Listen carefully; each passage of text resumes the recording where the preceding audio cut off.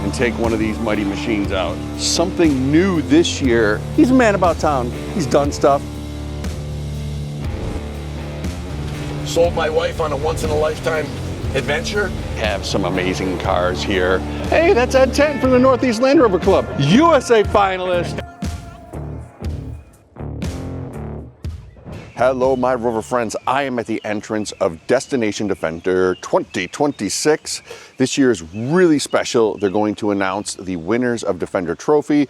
There's hundreds and hundreds of awesome Land Rovers inside, and it's an amazing venue. I'm going to show you all of it. Cue the intro.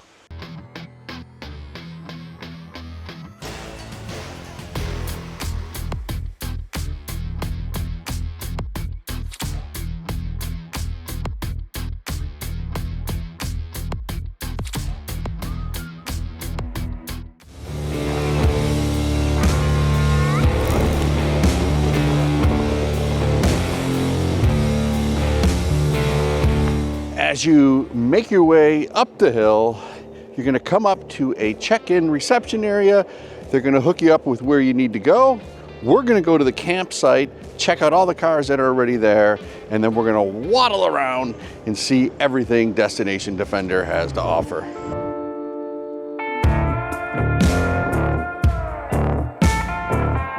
Arguably a highlight of the event is the Defender Drive experience. All you got to do is walk on over to the sign-up booth, get your name on the list, and take one of these mighty machines out. Something new this year at the driver experiences, you can sign up to take a ride in a classic Defender. This one's a Camel Trophy truck.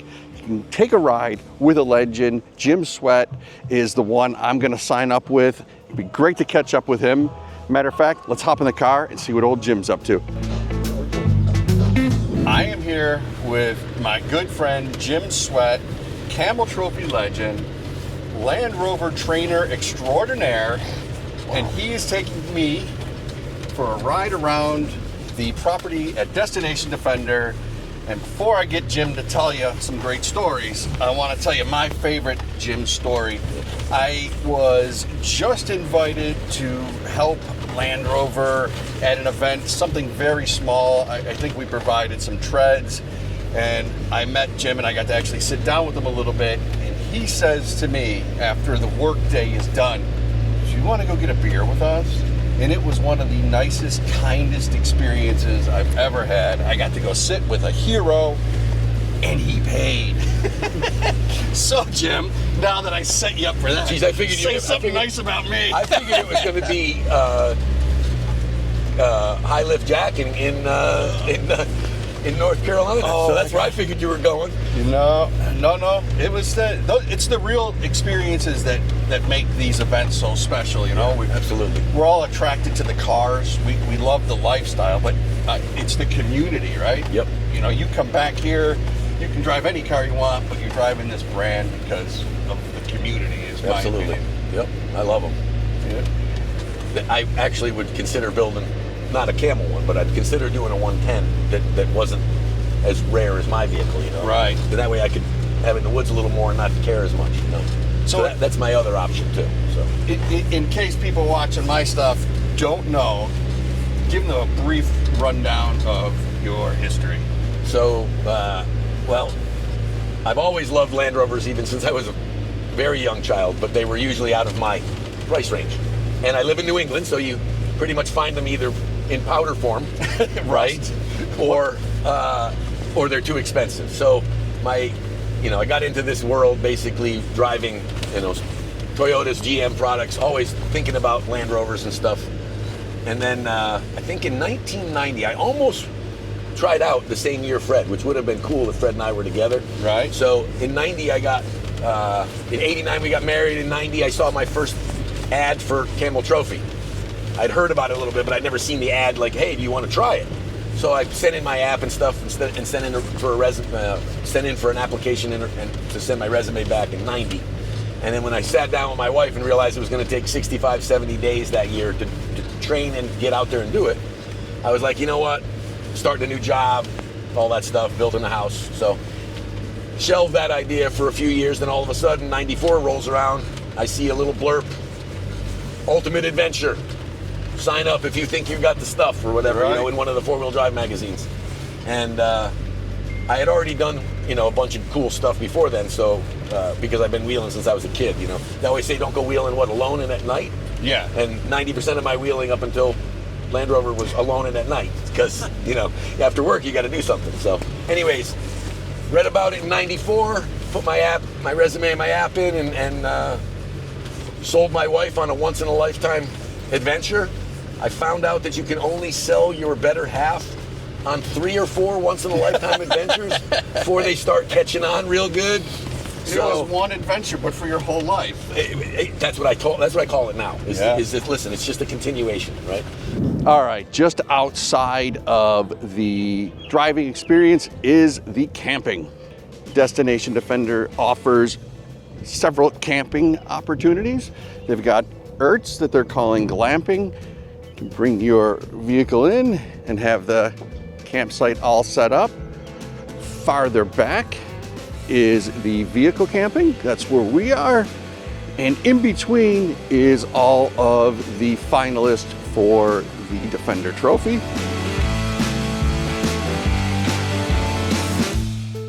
That brings us to the vehicle camping section. That's where we are. Let's go take a look at Project Octopus. I'm here at the campsite with my good buddy David. He's a man about town. He's done stuff. He's gone places. You've seen things. What is your favorite thing that you've seen and done here at Destination Defender? My favorite thing about Destination Defender is the little Land Rover cars because they're so fun to drive. Those Land Rovers are super cool. Real question, the internet wants to know, did you make it through the obstacle course? Yep, without touching anything. I told you, he's a man about town. All right, let's see what else they got to offer. Got the Octopus set up pretty good. Roof nest tent, Starlink Mini, and I'm trying out an EcoFlow Delta 3 Max. It's actually doing really well. It's run the Starlink for close to 40 hours, charged all the phones, ran this ginormous fridge that we have lobster in. Roof Nest is doing roof nest stuff. So far, it's been a great little camping weekend. Let's wheel around and take a look at some of the other cars.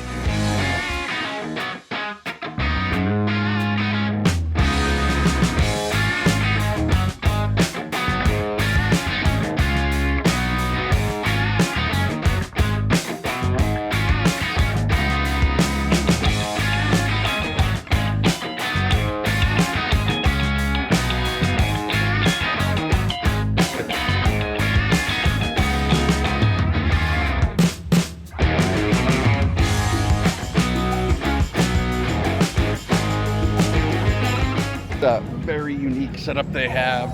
They've got a wooden track that you drive the Defender on, and you've got to align these blocks.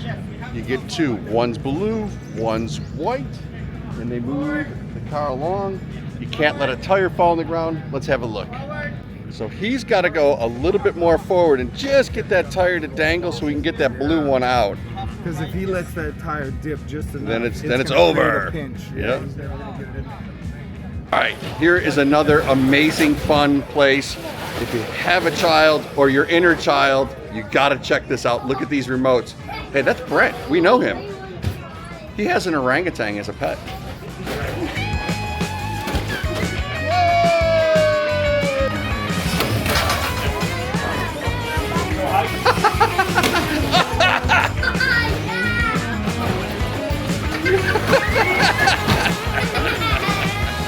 Too much fun. I'd be here all day. All right, my friends, I've made it down to the big green egg section. They are grilling up some amazing stuff. I'm here with Top Chef, and he's gonna tell us what he's cooking. What do you got, sir? All right, so we got a quail a la brasa. If you guys are familiar with Peruvian rotisserie chicken. All right, let's just go slow because you're dealing with somebody that's not intelligent. That's me. What do we have? Quail a la brasa. So you get these like tiny birds. Oh. And we treat it just how you will make a Peruvian rotisserie chicken. So tons of love in the marinade. Yeah, and for the sauce, we have a quail egg and a jamarillo.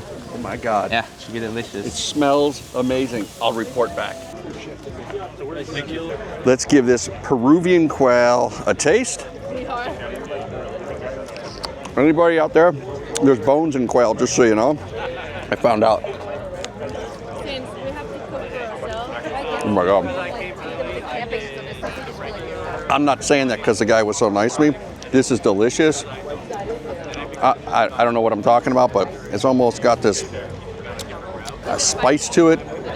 Not a barbecue flavor, like a chicken Marcellus with a spice. I'm gonna eat the rest of this and we're gonna move on to the next thing. Since we're on the topic of food, they have a cantina set up. You can get in there, you get breakfast, coffee, lunch, and there's a bar. It would be rude if I didn't stop at the bar and get a cocktail so I can celebrate along with the winners of Defender Trophy, which we're gonna see next. But first, cocktail time.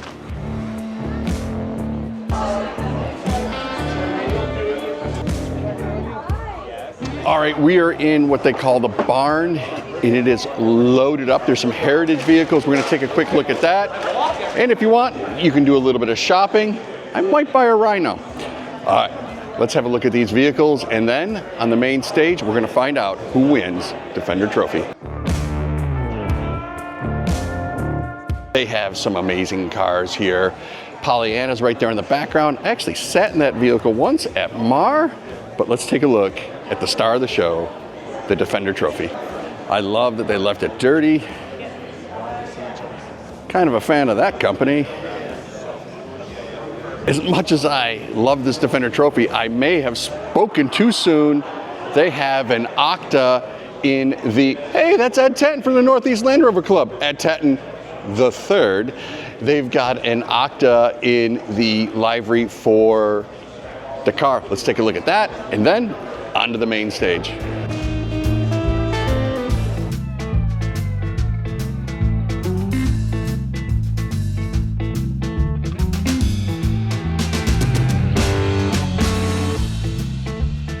Right, we're almost there. They've got all of the participants lined up. They're gonna get them on stage next, and we're gonna find out. Welcome to Destination Defender. Always should introduce ourselves first.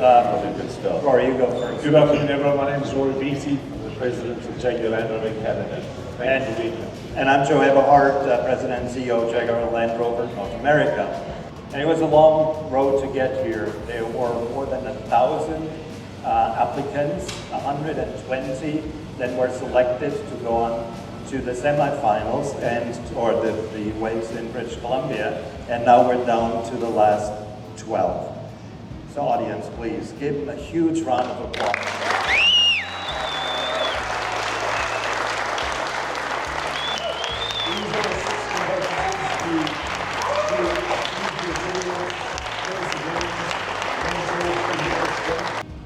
Andrew Duval and Adrian Cochran.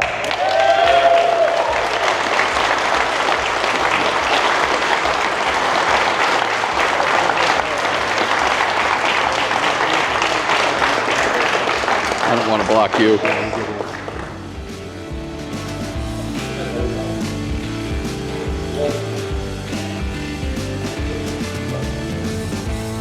And for the U.S., the winners are Nathaniel Biggs and Jared Cameron.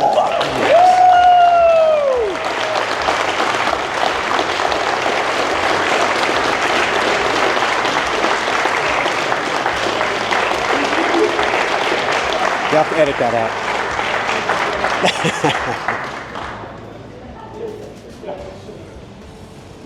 Congratulations, everyone. Give them one big round of applause.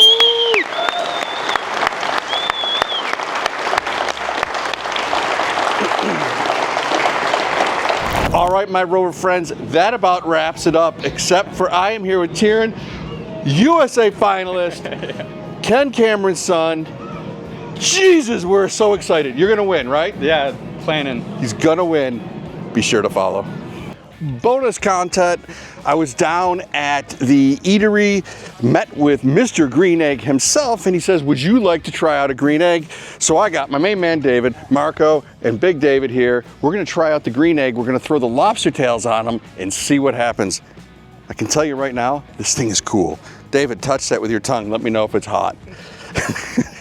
All right, let's get the lobsters on there. All right, guys, we've got quite the crowd.